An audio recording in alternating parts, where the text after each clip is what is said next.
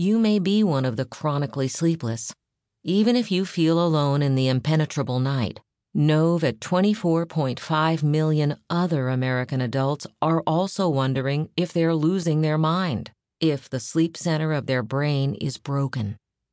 Perhaps, like them, you manage to get through the day, but it feels as if you're dragging your feet through mud and your brain through molasses. Perhaps, like Kate, you snap at your kids when you don't mean to because insomnia has shortened your fuse and frayed your edges. Then you spend the rest of the day feeling both tired and guilty. Perhaps, like so many others, you feel that sleep has betrayed you.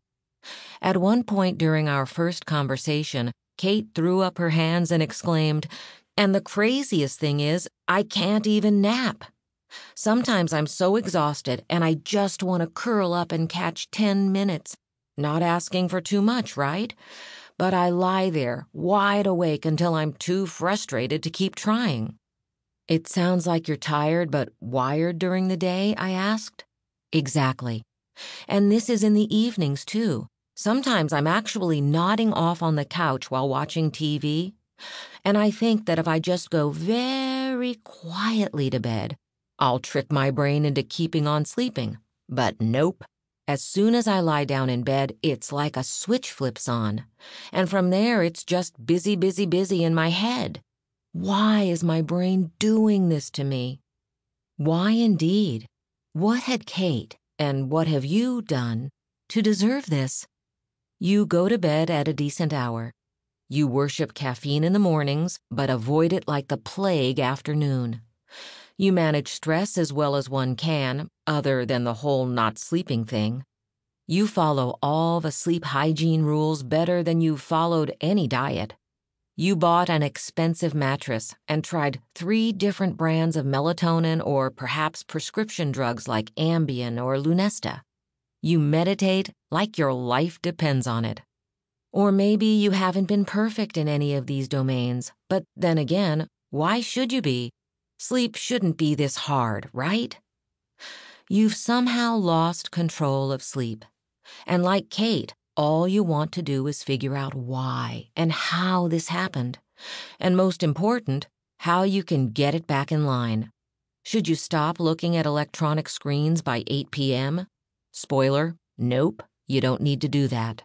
Should you buy some special white noise machines or Himalayan salt lamps or lavender mist or a wearable sleep tracker with the latest features? Nope, that may backfire. Should you make sure to be in bed at the same time every night? Definitely nope, that will surely backfire. Should you try melatonin again? You could, but it won't help. So what's the answer?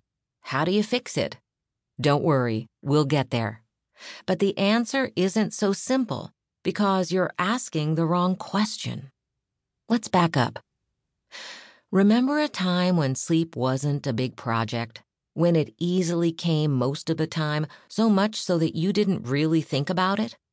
Or maybe you've never had easy sleep, but you know this fabled thing exists because you've seen others simply lie down and take a nap like it was nothing. Or listen to someone sleep like a log night after night, possibly while you pettily contemplated elbowing them awake just to show them what it's like. So when did you lose touch with sleep? When did it stop being an enjoyable thing and become a struggle instead? Take a pause and see if you can pinpoint where things started to go off track. The evolution of your relationship with sleep might just mirror the way we, as a society, had our big falling out with it. In pre-industrial times, we used to enjoy sleep as a natural experience. No user manual required, like breathing or lovemaking.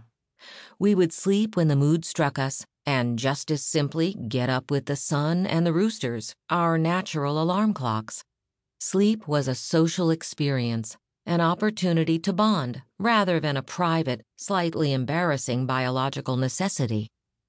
We held napping to be almost sacred, and as historian Roger E. Kirch describes in Sleep We Have Lost, Pre-Industrial Slumber in the British Isles, we thought there was nothing strange about waking up at 2 a.m. to